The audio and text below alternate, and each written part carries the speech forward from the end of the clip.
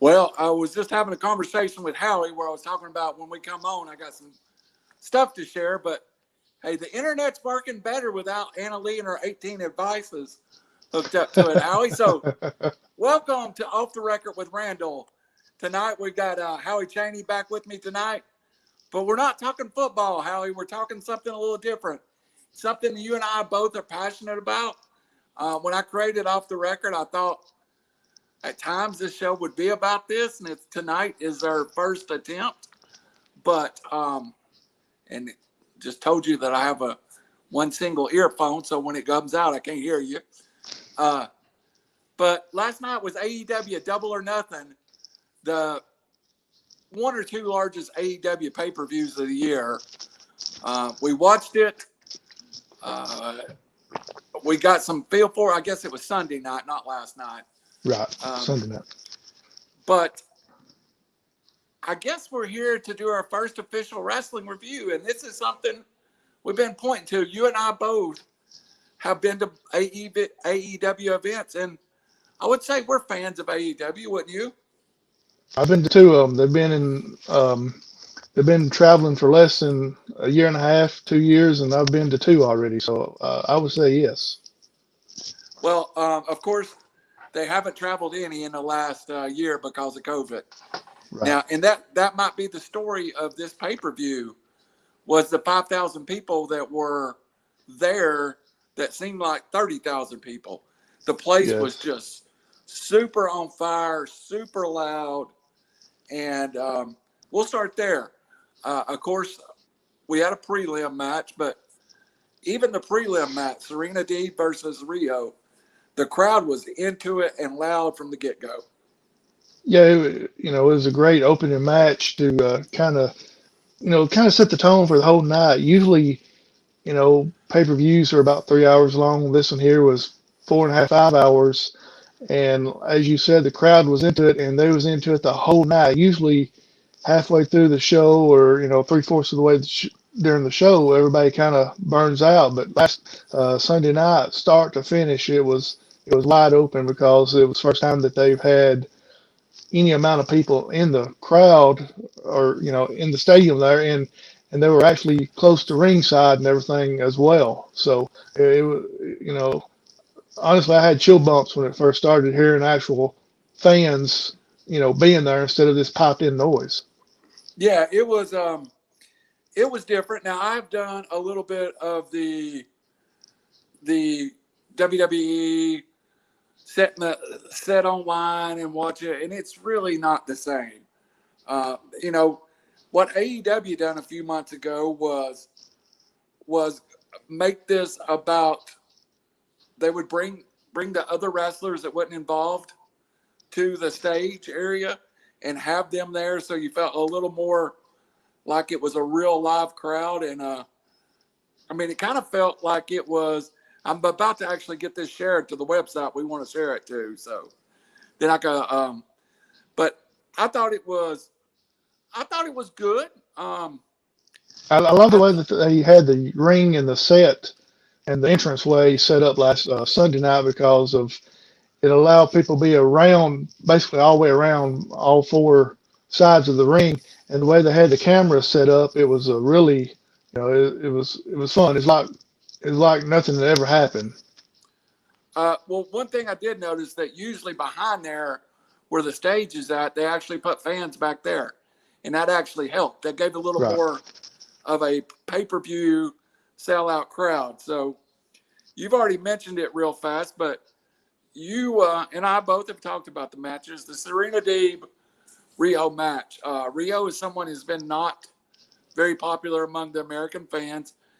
She was brought over to be the first AEW Women's Champion, and most people felt like it was kind of pushed really hard for her to get the title early on, and it felt almost, for lack of a better word, it almost felt like when Jinder Mahal had the WWE title.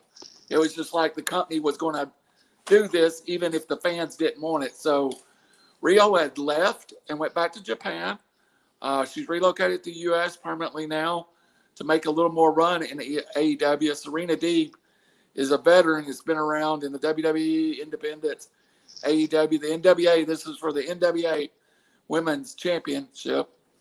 I thought it was a great match, especially for a not even on the card match. This was a buy-in match. Really worked well. I thought Rio was better than she'd been in the past too, Howie. What was your gut feeling about the match? Yeah, it was a real good match. Riho did some, I ain't gonna say new moves, but some maneuvers and moves that she hadn't been able to do in the past. And it seems like she's gotten more confident in herself. You know, she's been wrestling for what, 15 years, 14 years. Since she was 9. Yeah, so she's improving a lot, and it seemed like she just was real comfortable Sunday night going against Serena. Well, the one thing that they did that I liked is you really didn't know who, you hadn't seen Riho. You Right. really haven't seen Serena Deeb a lot except AEW. They came out early on and they established who the heel was, who the face was. And that kind of gave the crowd a rooting interest a little bit. They went to shake hands. She slaps her, and it was kind of on from there. It was, it was, and like you said, you know, they knew who the heel, who the face was, and it got the crowd going because it's the first, you know, action that probably most of the crowd has seen in a year and a half. Yeah, So, you know, yeah, it really, I mean, me and you could have got out there and they would have been cheering for us. absolutely. It was, like I said, 5,100 and something people. Felt like 20,000. I gave the match a B minus. I could have went up a little more from there. The one thing, it was not their fault, that kind of bothered me, and I don't know why. You know, AEW is outside. All their pay-per-views are outside. When they start in the sun, Mhm. and for some reason it distracts me because you feel like it should be a dark arena. But that match, it was still very bright, very middle of the day feel, and that's not their fault. They did their best. They worked really hard. So I actually jacked my grade up to a B minus. What did you give it, Howie? You know, talking about the sun and all that, of course, you know, it's outdoor area, surrounded by bleachers and everything else. So they wouldn't get no air like if they was in an inside arena. And with it being, you know, it wasn't the heat of the day, the hottest part of the day, but still in Jacksonville, it had to be in the 80s, if not more Yeah, there. So, you know, probably a little bit of humidity going on, you know, a couple of little slips here and there because of, I think, because of either their perspiration or whatever is going on. But, you know, overall, I thought it was a solid B match. You know, it could have been even a little bit higher than that if it was indoors, if they wouldn't have to deal with the sun and the heat and everything else. I think we were both. We'll leave it at this. And the last word on this match, we both thought it was Rio's best effort in AEW Yes. to this point. I think. I want to say that she has changed some since we saw her last. Seems like she's put on maybe a little bit of weight, not in a bad way, but she doesn't look as small as She she did in weighed the past. 85 pounds to start with, so a little weight would have helped her. I think she Right. literally did legit weight in the low 100s. And you know, and nothing, no disrespect or nothing like that, but it seems like she's, you know, she's still in her 20s if I ain't mistaken, but it seems like she's kind of filled into her frame a little bit better than what it was when she first started. Right. And Serena Deeb's just a pro, man. Yeah, she's been around forever, but she's still young, but she's been around forever, and you know, and she's a champion. So, you know, the champions are always going to get their best. Yes. All right, Howie. That match wraps up, and then we're headed to the opening card, and they come out hot. Your first match out of the gate was the Machine, Brian Cage, the FTW World Champion, versus Adam Hangman Page. Page had just lost to Cage on TV 2 weeks ago. This is a rematch of that match. They've had a great storyline. The storyline basically built up that said, you know, if you, you know, to Cage, if you can beat me, do it one-on-one. Leave Ricky Starks, leave Hook, leave Will Hobbs in the back, and let's settle this man-to-man. So that's the storyline leading into it. Brian Cage. Now, the one thing I didn't like, I hated Brian Cage's outfit. It looked like tinfoil or something, but it was a half man, half machine, makes his entrance. And then Adam Page erupts the place, Howie. Yeah, that's where we differ from. I love Brian Cage's outfit that he came out in, half man, half machine. I love that. But like I said, Hangman was a huge, huge fan favorite um, before the pandemic, and you can tell after the pandemic, he still is because I'm not going to say he got the biggest pop, but he got probably the top three of the biggest pops of the night. I'm not sure he didn't. And I think my problem with Page's outfit, it was very close to something Kenny Omega wore at Wrestle Kingdom, and I almost wondered if they'd recycled something. But I do think that was one of the biggest pops. If the only other pop that I can think of was there with it was, and we'll get to that at the very end in the Stadium Stampede, or maybe Orange Cassidy appearances in the heavyweight title match. But it was a huge pop. It was. It really was. Like I said, it's probably one of the top three. And I'm just talking about as far as entrances. Of course, we'll talk about it later on. But Sting got a huge pop because first time in 6-7 years he's competed in a ring with fans and everything. So he got a huge pop as well. But anyway, I didn't jump ahead of you. Well, I mean, we're kind of all over the place here a little bit. Well, now this match I thought told a great story. The most of the match was Brian Cage's size, dominated the match. Adam Page landing his stuff, getting it in. Adam Page. Sometimes Howie, I think he wastes the top turnbuckle moonsault to the floor, but this is the place you use it in a pay-per-view like this. It's absolutely amazing. The match went on, and I'm going to pull you a little bit ahead. With Cage dominating the match, the old "hey, something's coming here" bell goes on when he tries to use Page's buckshot lariat, and I thought that was the beginning of the end of the match. That was the signal. And you're talking about Cage's, size and everything, been the story of the match pretty much. And if people that don't really know AEW or has never watched it, Adam Page is a pretty good sized fella himself. It's just he is. Cage is just twice the size he is. But that I didn't understand really why Cage started imitating Page a little bit. But at the end I do understand. But at the moment I didn't. So at least the story that they're telling, it did come out there at the very end. So the match kind of gets turned around there a little bit. So Adam Page takes over control of the match. So for those that hadn't seen Brian Cage, he's 6 foot 272. I mean, he is just a mammoth of a man. And I actually thought he was taller than that. Trained originally by Chris Kanyon, old WCW guy, Tom Pritchard, Norman Smiley. So he's got all the basics. But it appears during the match that Hook, Taz's legitimate son, Ricky Stark show up at ringside. They've had this great match running about 20 minutes. Right. And they interfere with the match, slide Cage, the FTW World Heavyweight Champion, and that's when we got the turn. And I think that's a permanent turn for Cage. One of the criticisms I have of AEW, Howie, it seems like they're a tad heavy on the heel side. Not a lot of good faces, so they could use another good guy face in that locker room. Right. Cage refuses to hit Page with the belt, and then go through the finish with us there, Howie. Yeah,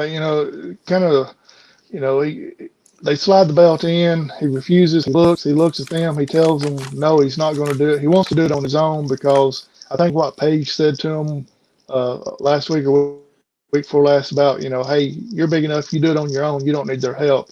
He kind of took that to heart to thinking, yes, I can do it on my own. I want to do it on my own. And so he tells them no. And unfortunately, in the long run, it hurts him. Kind of cost him the match, but he did what he needed to do. Right. And we get the turn. Paige wins the match. Afterwards, Ricky Starks and Hook comes in. And basically, I think at that point we get the, hey, I don't want you around. I quit Team Taz. And they kind of leave separately. And do you think, just to get a little bit off of the beaten path, do you think Brian Cage is someone that could put seats in the stands? Do you think he could be that big Hulk Hogan, Ultimate Warrior kind of guy? He's got the look. By no means. I mean, he's got the look. That part I think he can do. You haven't heard him speak very much, so it depends on how good he is with the mic, whether or not he can do that. Looks alone these days will not put butts in the seats. They've got to be able to speak, and so if he can do the mic like anywhere half the way that he looks, yeah, he can be the man for AEW for years to come. Right. Now I think next, and get me, I wrote down next was the Young Bucks, Moxley, Right. and Kingston. For some reason, I got out of order though in my notes and wrote down the Casino Battle Royal. But we'll go to the next one. I just want to close up Page and Cage. Here's the 3 notes I made: big boy match, great storytelling, back and forth, had a logical beginning and end. I gave it an A, and I'll tell you now, it's my number 1 match of the pay-per-view. How about you? Yeah, same here. It was an A. I give it an A as well because it was a good match.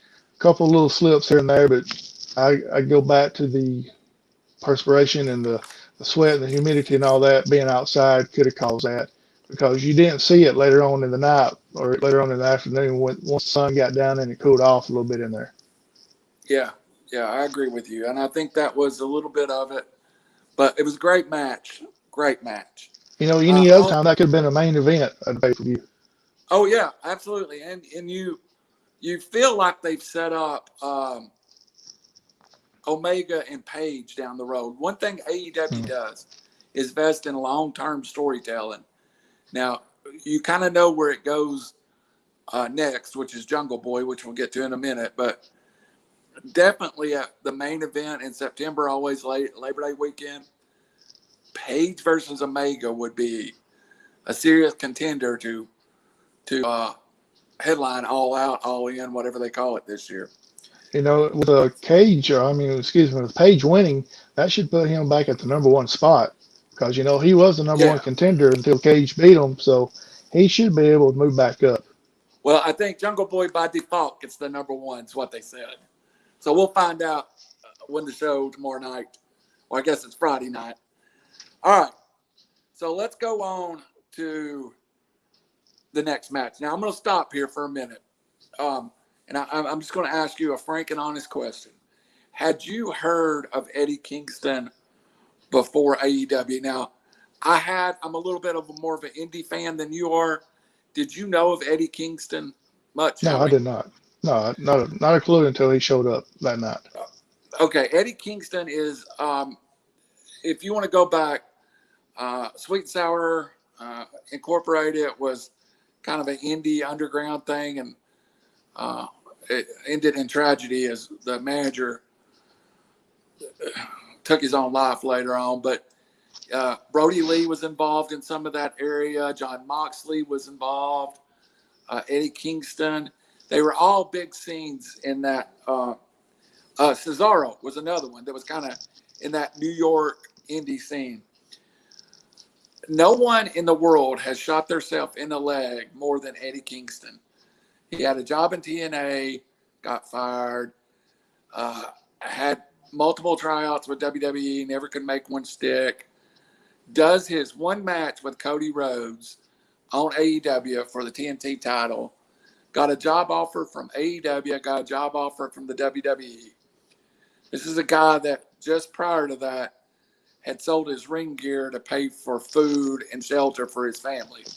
So That being said, when Moxley and Kingston does the, lack of a word, better word, Shield entrance through the crowd, Kingston was a superstar in that moment. Moxley even threw a cheer into the crowd, so that was kind of a feel-good moment in that pay-per-view.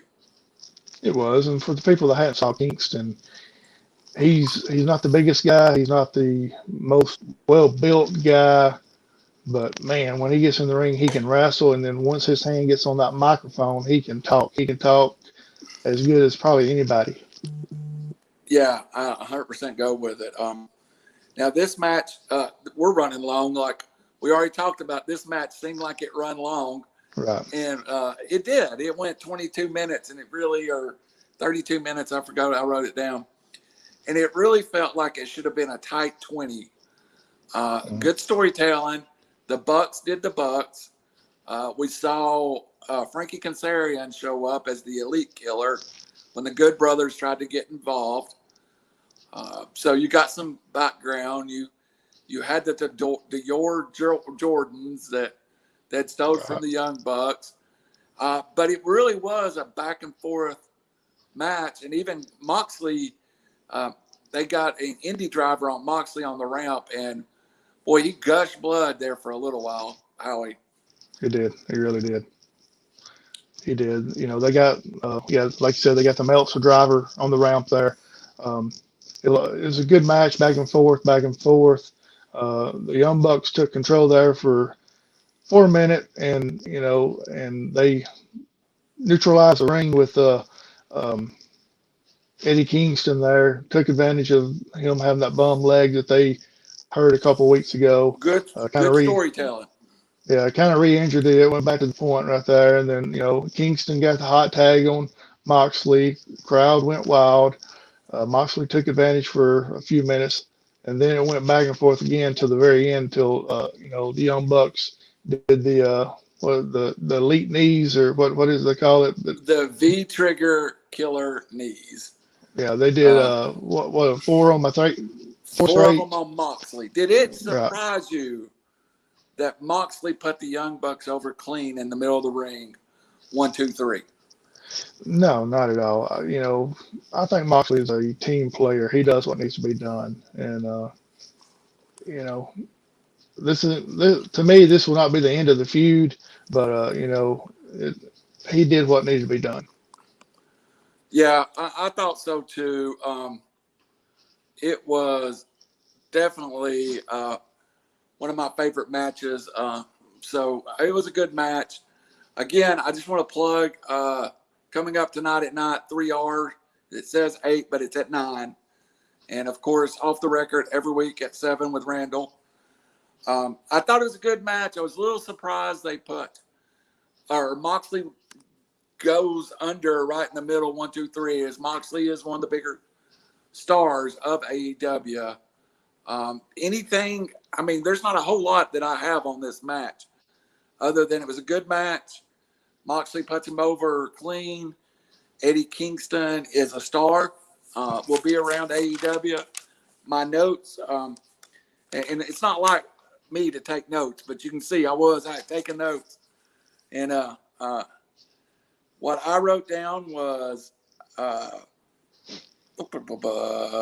told you I had them out of order, so you have to bear with me. Back to Moxley taking the pin there in the middle of the ring. I felt like he had to, because Young Bucks are trying to be the heels, and they're not actually heels yet, but they're trying to get there. I think with them taking, with Moxley doing it, that really helped them solidify that they are heels the way they want to be. A couple of moments that I want to highlight. One was they intentionally did the Shield, or attempted to do the Shield power bomb on Moxley, where they give the that Roman Reigns was done. I thought that was a good moment. And I also thought, and this one was a much more subtle, but I thought they played homage to Bret Hart and Stone Cold Steve Austin with Moxley with the blood streaming down his face in the sharpshooter in the middle of the ring. That iconic image of Stone Cold, and Bret Hart. So there was a couple of kind of iconic moments brought into that match, and I thought that those were well played. Even the Shield, I don't think it was an insult to the Shield. I think it was more paying homage to the Shield. So I gave the match a solid B. How about you? Right. Yeah, a B. A B is it because it was a good match. There's some swerves in there where you thought that the Young Bucks would want to cheat win and everything, but it didn't come to fruition. So yeah, I give it a B. All right, Howie. Next on to the we'll cut some time and get through the Casino Battle Royal. Yeah, because if we do every person that went in there would be here all night long. So basically, So let me tell you my aspect of it real quick. Christian Cage was the first one that came out, and he was next to the last one to leave. So hats off to him staying in the ring so long. all right, so I've got the thumbnail cheat. Let's go through it real fast. Christian Cage first one in, eliminated by Jungle Boy. Matt Sydal second one in, eliminated by Max Caster. I thought Caster rap where he went at Christian and said he's lost his edge, went at the Hardy. I thought it was all good. Powerhouse Hobbs later eliminated by Christian Cage. I thought that was two people that I thought could win it early on. Dustin Rhodes, the bull rope had to play into it. He carried out, used against him by Powerhouse Hobbs. He's eliminated. Max Caster would go out to Christian Cage. Next five in, Isaiah Kennedy, the Hardys, Preston Vance, Nick Camarado, and Serpentino. Serpentino. Yeah, that one. Where Dr. Luther throws him into the ring. That's the best part of that one. Camarino, I think, is a star. Preston Vance has a moment with the Hardy and Kennedy to start with. Really makes him look like a superstar. Cassidy gets eliminated by Jungle Boy. Hardy gets eliminated by Christian Cage. God, that's a great wrestling moment. Hardy and Christian Cage. You think of all the matches. Preston Vance eliminates Dustin Rhodes after he gets the bull rope from Hobbs. Dustin Rhodes eliminates Nick Canavero. The masked member of the Chaos is eliminated by 10. Not a lot in that second group, but just felt like it was a storyteller. The next group up, and I really thought this group, we saw two people that are going to be stars. The first two out are Brian Pillman Jr. and Griff Garrison. They're doing everything they can to get Pillman Jr. over. They're just not giving it to him. He's the king of dark, but I really think they've discovered something with Griff Garrison and Pillman Jr. As a future tag team. Yeah, that tag team, I'd say within the next year to 2 years, they'll be the tag team champions.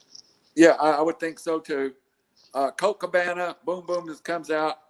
Anthony Bowens is out, and Penta L0 is out. Good little group there. I thought Pillman and Griff Garrison kind of showed out a little bit, but they're setting up. They're eating time up. I thought Penta would have a good moment with Jungle Boy a little later on, but it's definitely building now. The room, is it fair to say that they're getting the ring emptied by the time the next group comes in? They're not letting it clog up to 20 or 10 guys. They're keeping about 5 guys. And then here comes the next. Go ahead. I'm sorry. You could see what was going on. Once you get 15 or 20 people in there, it's hard to tell who's doing what. But the way they were doing it, keeping it cleared out, as you say, you could see some of the action going on. You could see some of the moves going on. And you could actually tell who was still in and who was out. Yeah.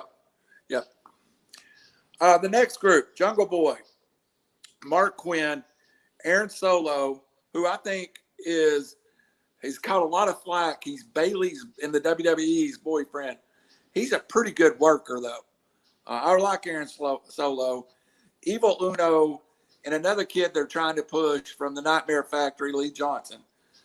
That group, I thought Mark Quinn done some great work. I thought Evil Uno's elimination of Penta L0 was that's a big moment for Evil Uno to get that elimination.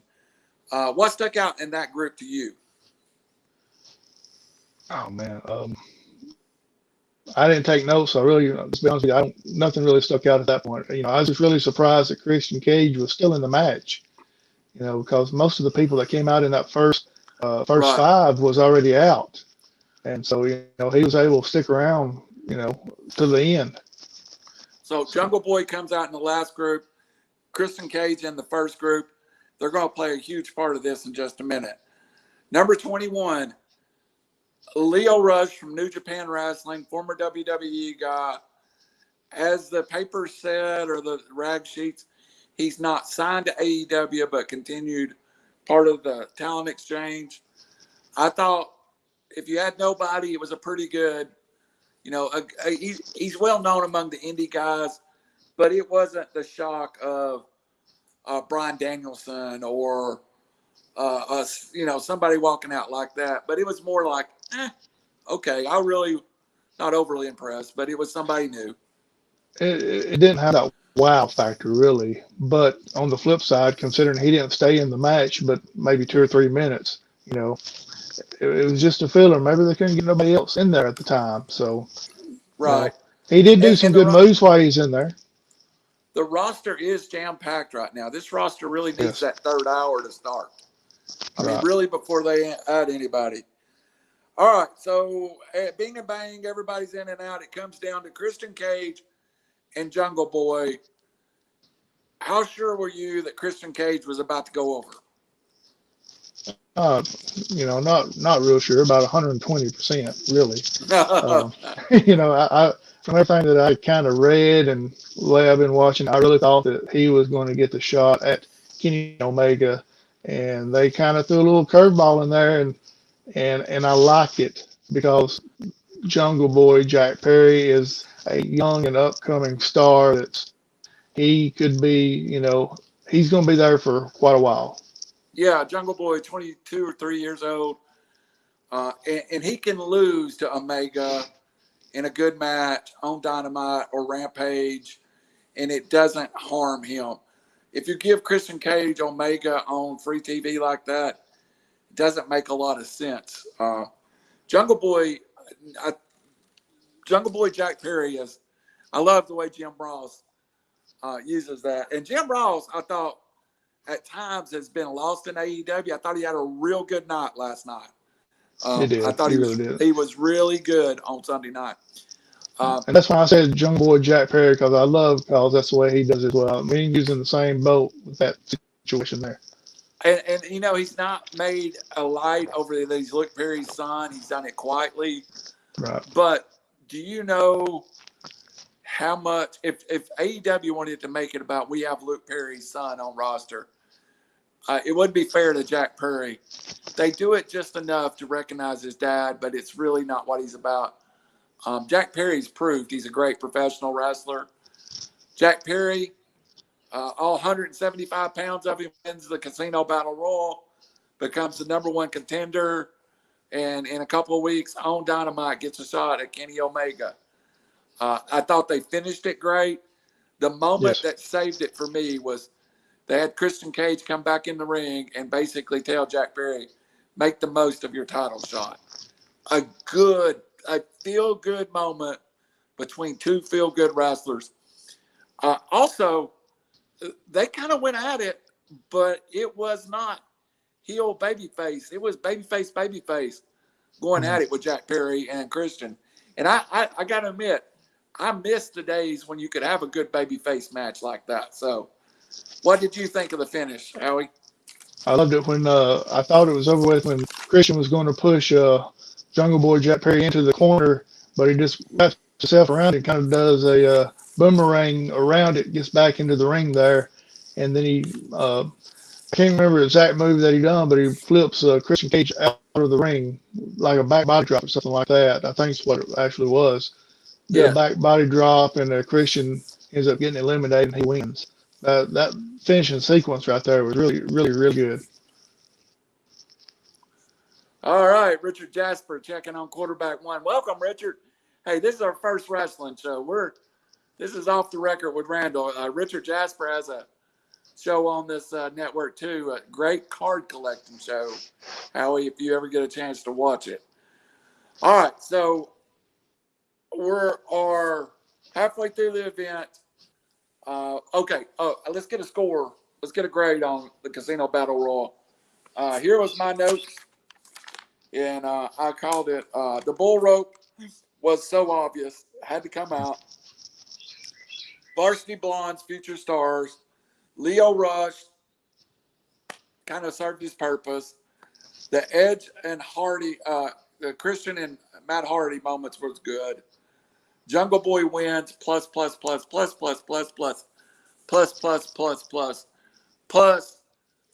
brings it up to an A- for me. Yeah, Jungle Boy winning was an A. Overall, the whole thing was, I'd give it like a B minus. There's a few spots there that I thought could have went a certain way, could have been a little bit better, but overall, I'd say A. All right. Well, quickly, we're running out of. Boy, Howie, we didn't schedule our time too well tonight, but that's my fault. We got a lot to get through. I just want to remind everybody, hey, Richard, we'll cover some old wrestling too on here. We're kind of old ourselves. We love old wrestling. And you've been from Michigan. You're probably a Sheik guy. Howie, at halfway point of the pay-per-view, I kind of felt like we had a good pay-per-view going, but they needed to finish it up. And then come what I thought was the worst match of the night. And let's just be honest. If I ask you right now, and you and I are friends, been friends forever, who is my favorite wrestler? You would say who? Yeah, it's Cody Rhodes. Cody Rhodes, without a doubt. I'm a Rhodes family member. I was a Dusty Rhodes fan. I was a Cody Rhodes fan. I worked for Dusty Rhodes in the WCW. I've known Dusty. I've known Cody. When we saw Cody get the belt straps from MJF and Hustle, I saw you shedding tears. Yeah, you didn't like it either. I was upset, man. I was ready to take myself into the ring. I don't know if I cried, but that was honestly, that was rough to watch in person too. It was. I thought the next match laid a complete egg, man. You have Anthony Ogogo, an Olympic bronze medal boxer, a former top 5 boxer who tragically had to give up his boxing career, and he's now training to be a wrestler, versus Cody Rhodes carrying the title, the American Dream, for the first time ever. And it was bad. It was. They tried to tell the story of Anthony Gogo being the Olympic boxer, Cody Rhodes being the wrestler. But Howie, my problem is I'm beginning to feel like every Cody Rhodes match feels the same. How about you? It is. Yeah, it is. It's starting to be. They don't really build his matches up. It's just like they throw them together. There's no story beforehand. What was it? 2 weeks ago, 3 weeks ago, him and Go got into it, and all of a sudden now they're at a pay-per-view. Yeah. And it seems like Cody Rhodes is trying to put over these new guys, but the new guys haven't done anything else to help that situation. Well, also, I think, Cody Rhodes made up his mind early on not to compete for the AEW championship. And it just doesn't feel like he's there other than to fill the semi-main event card. I don't know. It's like he's lost his direction. He's just there to put butts in seats, basically. All he's there for. Yeah, the match was good work. It was about as predictable comes. Cody Rhodes beats Anthony Gogo. The best part of the match was he did use a vertebreaker, something you don't see every day. It's a little different finish than 7 the Crossroads. Goes home. I think you put a major ding in Anthony Gogo's future, and I don't think you did anything to press Cody Rhodes down the road. And nobody came out of this, plus by their name. They came in at a certain point and they left at a certain point. It didn't help either one of them. Well, every other match up to this point, I feel like did something for somebody. This one, I didn't really do nothing. Cody Rhodes over Anthony Ogogo. We'll leave it there. What do you think? Last comment on Cody, my favorite wrestler. What do they need to do to get Cody back on track to being Cody? My honest opinion and what I feel like is they're going to have plenty of time to come up with something, because with Brandy fixing to have that baby, as well as I do, Cody's going to want to be with Brandy and that baby for as long as he can. So I got a feeling that he's fixing to take a hiatus for a while. Would you say maybe a heel turn is in line? Possibly when he comes back. Yep. All right. What may be happening is somebody does something to him to kind of put him on the shelf for a while, him not like it, and then come back as a bad guy. All right. So I gave the match a C-. I struggled to get it there. It was good work. Cody Rhodes' interest is always gold. Anthony Ogogo, I feel like a future star. I gave it a C-. What did you give it? I have to go to incomplete, really. It was just missing something. It just wasn't a match of Cody Rhodes' caliber. All right, next match. We again tonight at 9, 3R Sports with Raj Mehta, Robbie Davis. Be on at 9 o'clock tonight. Howie, we're talking about. We're going to do something fun tonight. We're going to do an all NBA team. We're going to split up and draft. Like everybody gets 5 picks. If you get pick 2 and Michael Jordan goes first, then you take LeBron James. You got 3, you take Kareem. We're going to put 5 players together and find out who has the best team. So it's all time NBA then. Yes, and also tonight we're going to cover DraftKings released gambling odds for the college football season, and we'll be discussing that. Now, as disappointed as the Cody match was that we could have laid it out, I think the next match was just as easily to predict, but it was a great match as Dr. Britt Baker, DMD, wins the AEW World's Ladies Championship over Sheeta, and it was a great match. I really enjoyed this match. This might have been my 3rd favorite match on the card. So started really hot. Sheeta, always a good worker. Sheeta is a good wrestler. Had the title for over a year, but this was Dr. Britt Baker's time to be crowned champion. And even Rebel getting involved was funny. And you're right, she did look out like Elvira. What was your impression of this match? It was a good match. Probably my second favorite of the night. First being the Hangman Page match, but this was a good match. Both ladies got their stuff in. They went at it hard. They left everything out in the ring, and it's Britt Baker's time because she has worked so hard. The last time she got to this point was, if I'm mistaken, when she broke her nose, and she had to miss some time, and so she basically had to start over from scratch. And once that happened, nothing has stopped her since, and she's steamrolled everybody and has done a great job, and is probably one of the best women heels out there other than Charlotte Flair. It was great. I thought it was good. We'll not spend a lot of time there. We got to catch up a little bit. We'll cut some time out of the next match too. But I really loved the false finishes at the end, the crutch, the roll up, going home. And finally, I thought it was ironic that she should end with the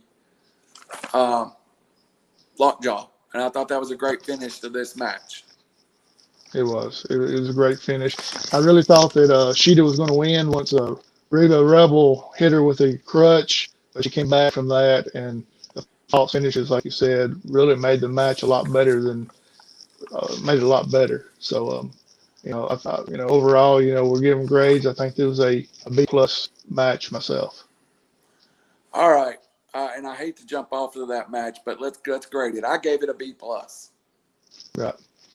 That's why I gave it to a B+. Yeah, a B+. All right. Quickly, we'll talk about, and then we got 4 more matches to get through. Miro versus the Murray Hawk, Lance Archer.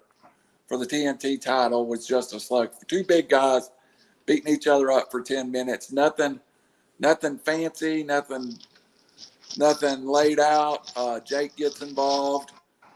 I mean, that's what you want to see when you have two big monsters like that, right? Yeah, you don't expect you don't expect them to get out there and do hurricanranas and jumping off the top rope and all this other stuff. They just went out there and beat the dog out of each other, and pardon the pun, but the best man won. That's funny. I thought Jake added something, and sometimes I question whether he does, but he kind of added something to this mix. And I think him and Lance Archer are good together, Right. But I really think they got to get Miro over at this point. And we said it the other night. He is over, but there's still something missing from Miro to Rusev. And I don't know what it is, but it's like they're searching for something more. And I don't know if it's Lana, the Rusev Day chant, but it was a good match. Overall, I thought the only thing, Lance Archer did get his little guy flippy stuff in when he did. I gave the match a B-. Did you have anything radically different than that? No, just a B. I'd give it a solid B. That was it. Like I said, two big guys out there just hammering on each other, and it ended the way it should have ended. All right, and it was a long pay-per-view. If you can't tell, folks, we're even running long trying to get it out. 46 minutes in, and we go to Darby Allin, Sting versus, and I really think Ethan Page and Scorpio Sky deserves a name of some kind, but this was a match kind of threw together. Not a lot of backstory to it, but Ethan Page and Scorpio Sky and Darby Allin and even Sting at 61 years old can still go. A great match, a little bit of every kind of style. And again, I think Ethan Page may be a future world champion. I really like not a lot of storytelling to build upon, but Sting in the ring at 61. I really liked the move where they kind of come over the top rope. Sting catches him in a death drop. A lot of good highlight moments. I gave it a B-, and I'm probably low. I was wanting to go up to a B. I give it a B. Sting, first time in the ring in 7 years, competitive action, took a suplex out on the entrance way and just popped right back up from that, basically telling everybody he's back, he can take bumps. A good all around match. It had a little bit of everything in there. So, I'd give it a solid B, and I may be a little bit too low on that myself, but I enjoyed the match. It was good. Did this match get lost in the excitement of everything going on? Because that's kind of how I felt. That even though it was Sting and it was Darby Allin, it was kind of like, this is when I chose to get up and go reheat my pizza. It just because it'd been so. Here's what happened. It actually came after the women's title match because you got out of sequence there for a second.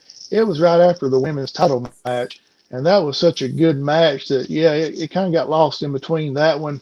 And of course, the next one was going to be the Kenny Omega match. So it was kind of like a take a breath type, relax type deal. It should have been somewhere else besides in between those two. Right. And I think that's the reason they put Hangman Page and Brian Cage at the opening match, so that match could stand on its own. They have this card so full. And Double or Nothing, if you don't know, for the fans out there in AEW land, this is, I guess, WrestleMania and SummerSlam were the two big WWE pay-per-views. This is their SummerSlam, for lack of a better word. So a lot going on. One last thing with this match, though.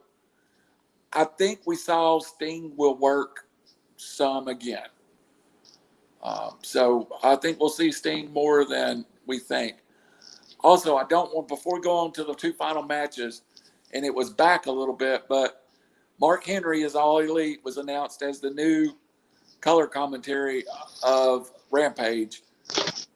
I like Mark Henry. But does the AEW have the two biggest color commentaries in the world with Big Show and Mark Henry? What do you think of Mark Henry joining on? I think Mark Henry will wrestle again, by the way. He's already said he wants one more match.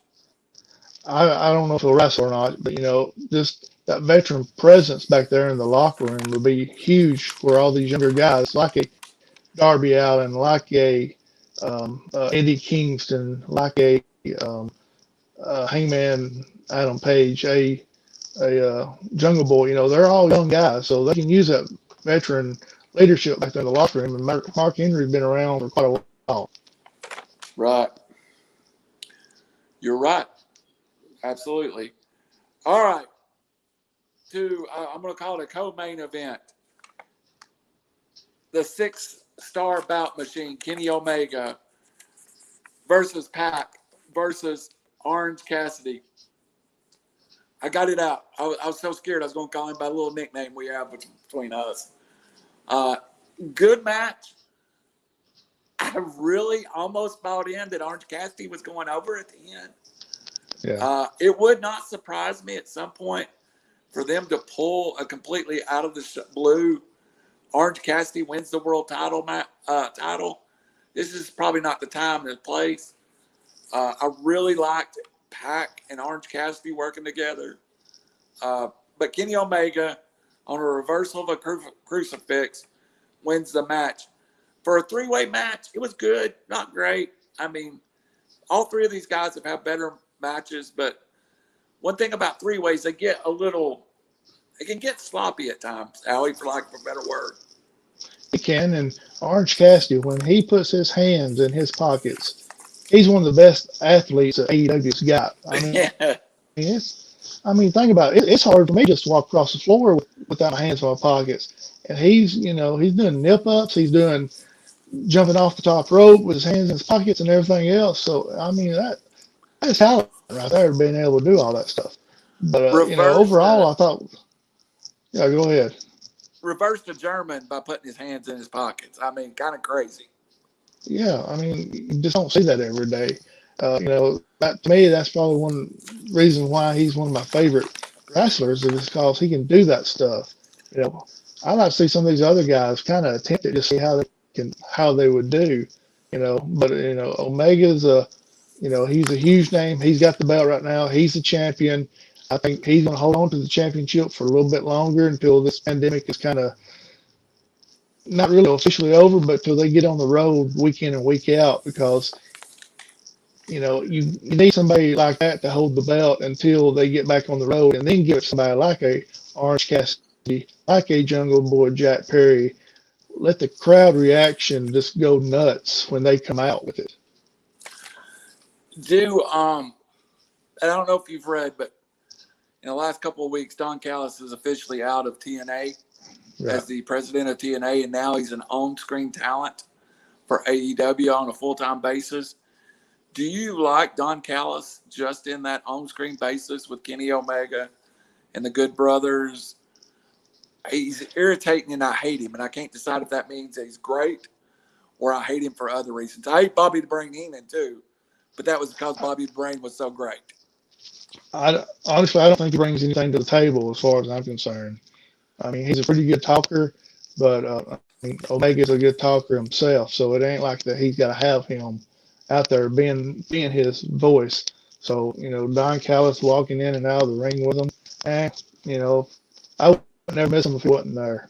So there was also a moment in the match would be neglect to not bring it up, where, of course, SoCal was just forced. Christopher Daniels and Frankie Kazarian forced to break up. Kazarian dubs himself the Elite Hunter. The Good Brothers come out, and he stops them. Kazarian's feels like someone they're going to put some glamour on right now. Does he not to you? He does. That's probably why they did the breakup. He's got a lot of potential that can really help his organization out. Yeah. And Christopher Daniels in his late 40s, a trainer in AEW. My note was low blow helped to get us to the finish. Of course, the roll up we've already talked about. Dragon suplex. We haven't even mentioned Pac is just a lot of people. If you've not seen AEW, it's Neville from the WWE.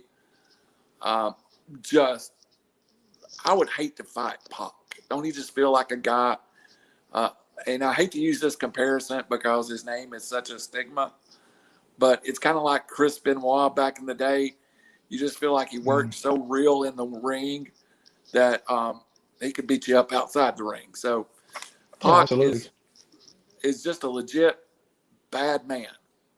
Right. Yeah, and he did some great stuff last night as well. Don't mean to overlook him, but we're kind of short on time just trying to kind of get through this. But, Orange Cassidy, like I said, putting his hands in his pocket, doing that stuff this to me is awesome. Omega's a champion. Yeah, and then, you got Pac that came out there and he put on a heck of a show for everybody last night and did a great job. It just came up a little short. I just added 5 minutes to our broadcast, so let's not cut the next short. If we need to run over 5 minutes, I just set it up to do so. The Howie Chaney, along with Randall Cunningham, here on AEW Double or Nothing review. Howie, I think we do this again, man. This seems like a lot of fun to me. Yeah, it is, and something we love. Yeah, it is, and don't forget about Stampede. We got one more match to talk about. Yeah, that's the reason I put the 5 minutes on there. Okay. I gave the world title match a B. It could have been better, but again, it gets caught. The emotion of Britt Baker, DMD, winning the women's championship, it was a lot, And if it hadn't been for this match or the Stampede, it could have actually been the main event of this pay-per-view. Yes, you're right. But this match right here, I give it a B plus, mainly because of Orange Cassidy. I mean, I love watching him, especially when he puts his hands in his pockets. He can just fly. He can fly all over the place. Yep, I loved it. But on to, folks, stay with us. To me, of the blood and guts, the 2 stadium stampedes, all the gimmick matches that's been done in AEW, the next stadium stampede between the Inner Circle and the Pinnacle, to me, was the best gimmick match we've ever had in the AEW. We've got multiple kind of celebrity nods. We've got funny moments, but not too funny, ha-ha. I think they got too funny with it last time. The biggest funny moment I thought in this one was Guevara obviously ran over last time by Matt Hardy in a golf cart. He kind of repays Sean Spears and does the same to him. But for the most part, a very serious match. I thought the entrance, MJF drives in and OMO gets out by himself, starts demanding for the Inner Circle and Jericho. In the back of the stadium, coming down the Jumbotron, is the members of the Inner Circle. And we haven't seen anything like that in a long time. Unfortunately, probably the death of Owen Hart probably prevents some stunts like that in wrestling today. But I thought it was absolutely a great intro. And it was pre-taped. I'm not of the ilk that all this happened as the stadium went on. But it was pre-taped, but it was a great intro, Howie. It was. At first, I thought they was going to zip line in, really. I thought they was going to zip line down like the 50-yard line. But then all of a sudden, I see they was kind of rappelling down the scoreboard there, and that made it awesome to see that. Either way was awesome. The Inner Circle comes down. They go towards the limo. MJF is locked up inside of it. And to the side comes the FTR truck, for lack of a better word, the one they showed up. And I'm going to tell you where I got one of the biggest cackles of the night, though. Tully Blanchard looking like 1985 Bunkhouse Stampede, getting out of the back of the truck like he's going to do some fighting. And I don't know why that was so funny to me, but I laughed, Howie. FTR gets out, jumps the inner circle. MJF comes out, and it's on, buddy. And they really was 4 separate matches. FTR, along with Santana Ortiz, goes their direction. Sean Spears, Sammy Guevara goes in their direction. MJF and Jericho goes in their direction. And then Hagar and Wardlow go in their direction. What's your highlights? Maybe let's start with Wardlow and Hagar. What was your favorite part of that?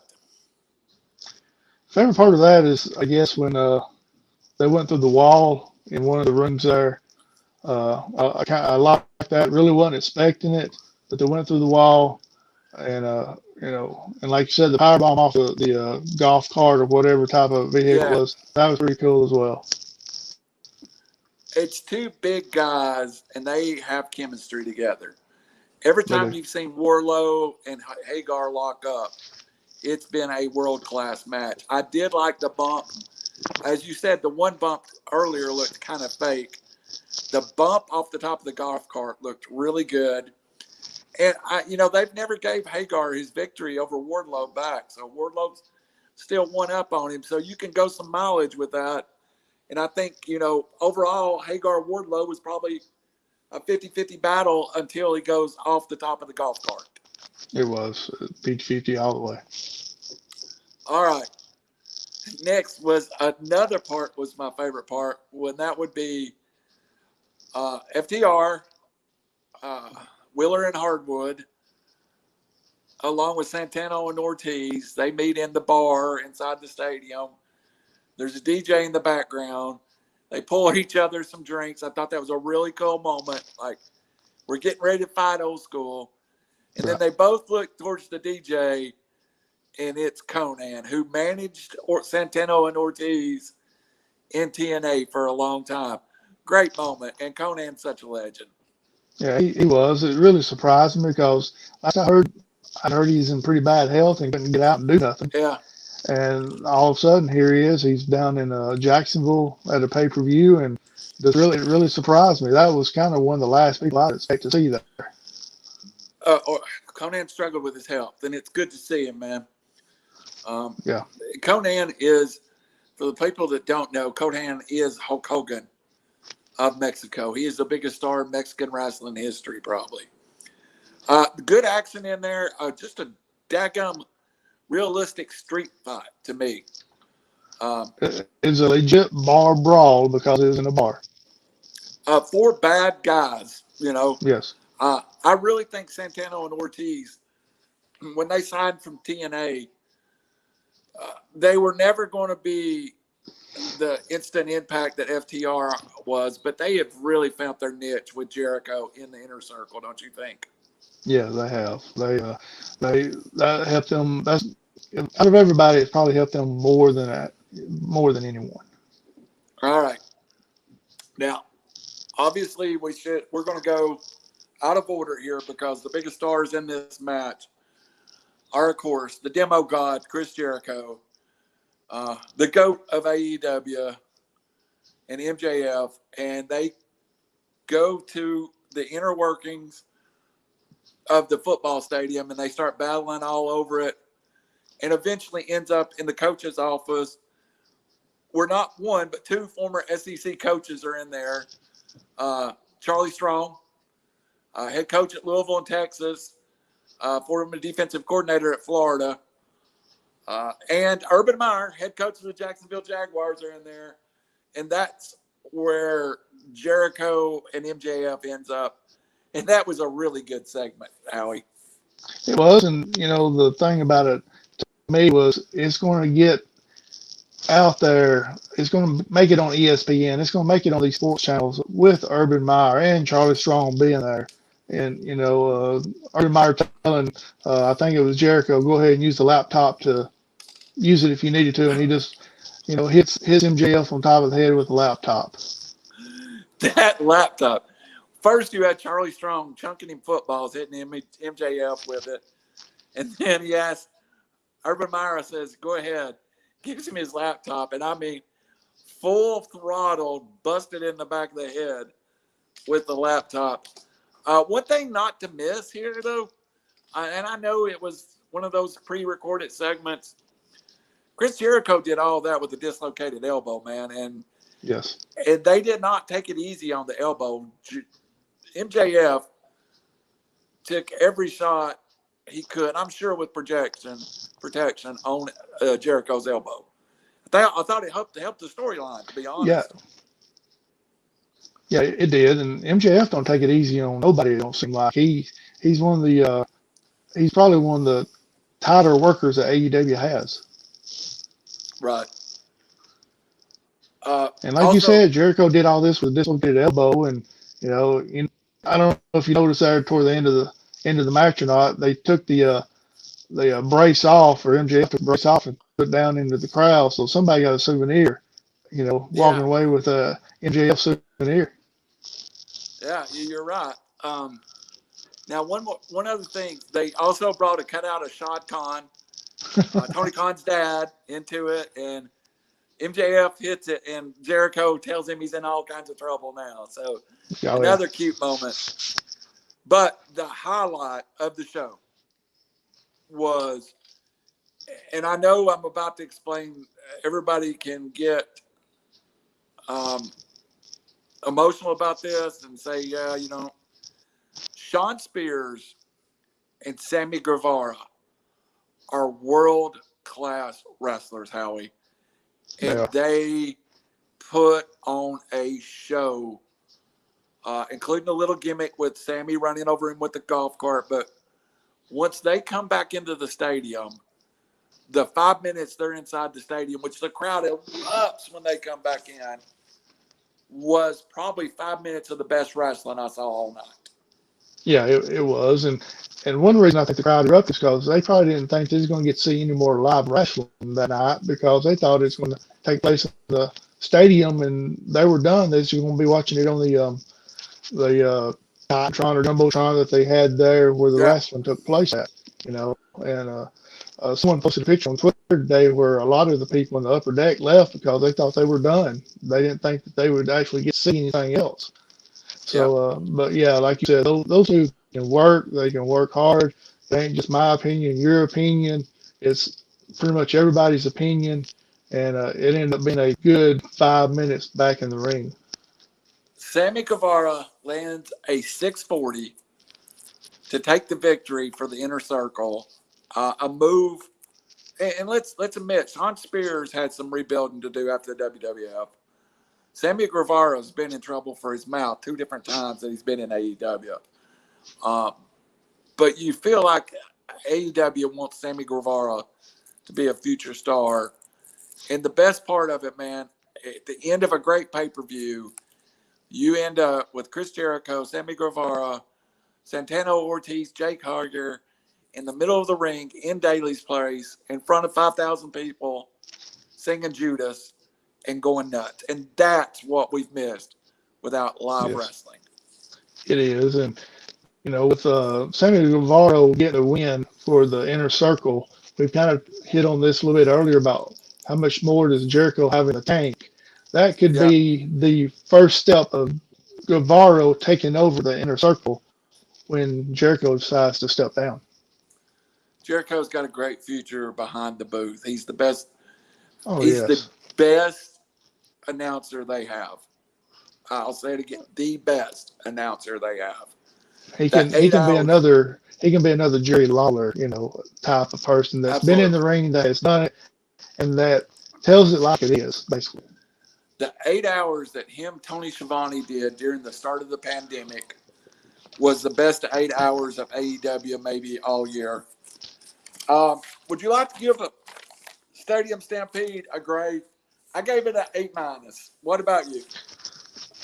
After the last Stadium Stampede, it went from F to up to this one here was A. Yeah, I mean it was a total 180 degree reverse there because it was a lot better than the last. And yeah, you had your little tongue cheek type action that went on, a little bit of ha ha going on, but it was just a very little, just enough to get a little bit of a chuckle. Then they went back into the action. Absolutely. Overall, where do you rate this pay-per-view? Is this a must-see, top 10 lifetime, great pay-per-view? It was a great pay-per-view. It was one of the better ones I've seen in the last 2 or 3 years. Not just AEW, but WWE as well. Out of all the wrestling pay-per-views I've saw, this is one of the best ones I've saw in the last 3 to 4 years easily. Yeah, I would rate it the original All In that kind of kicked AEW off, and then I'll have this one as my number 2. Despite the huge pop of Moxley showing up at the first Double or Nothing when he come through the crowd, I thought this was the second best one. So just a little business here. Howie and I did this for the first time. If you like it, give us some feedback. This is something we would like to continue doing either here on Off the Record with Randall or even in a second show, which when we started River City Podcasting, this was supposed to be one of the roots of it was pro wrestling. But Howie, sometimes it's hard to get to this sidebar here that there's so much sports going on. But I really enjoyed this hour, and I think a lot of people, if you'll give this a listen, will enjoy this hour.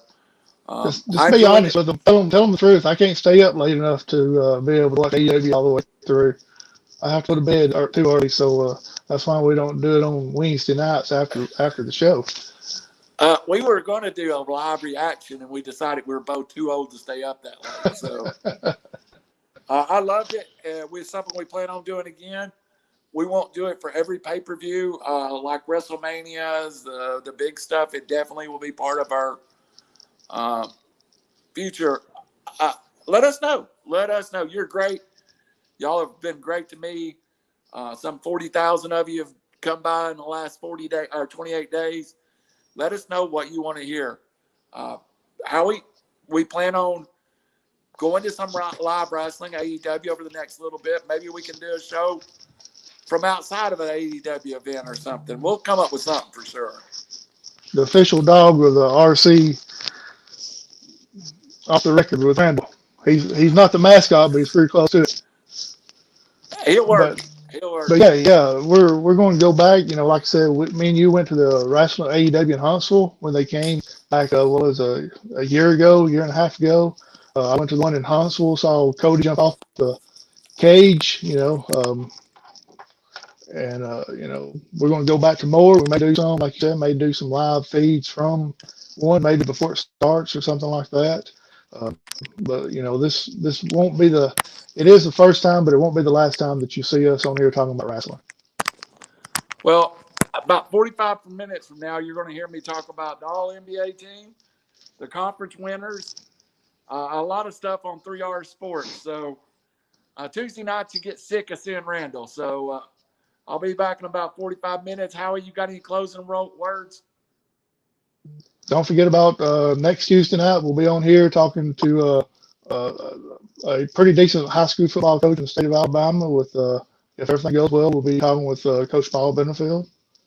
Yeah, go ahead and get the word out. May have another special guest join us. Right. That's going to be a special night. Yeah, I know that's something that you've been looking forward to. You've been wanting to do for quite a while, and we finally made it happen, or you made it happen. You finally got in contact with him and talked to him, and it would have been tonight, but he, I guess after he's won 3 state championships in a row, he decided to take a little vacation, so he's on vacation this week. But he has told us that next Tuesday night he'll be here with us, so hopefully he will. Yeah, well, looking forward to talking to Coach. It's kind of strange, Howie, and I'll say this and wrap up. I started with Coach. You were still in high school at Sylvania High School. Some of my first games I called was with Coach at Sylvania, some painful losses in the playoffs. Yes. And I left the area for many, many years and kind of come back into contact with Coach and yourself and Phil Harris from WQSB.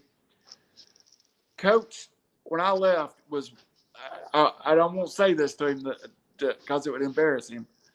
He is the one guy that I became a fan of. And Howie, when I say I was a fan of him, every Saturday morning I got up, and even when I was broadcasting at other schools, the first thing I looked online was to see what Fife had done. So Coach I'm a huge fan of Coach Benefield, and I look forward to talking to him. And the one thing that I can say about Coach Benefield, we went through, and I think he would admit it too, one of the most painful losses that I've experienced as an announcer. And after the game, I went down on the field, and I thought I was going to get waved back to the broadcast booth, which most coaches would. Coach Benefield took all the time, all the effort, talked to me forever.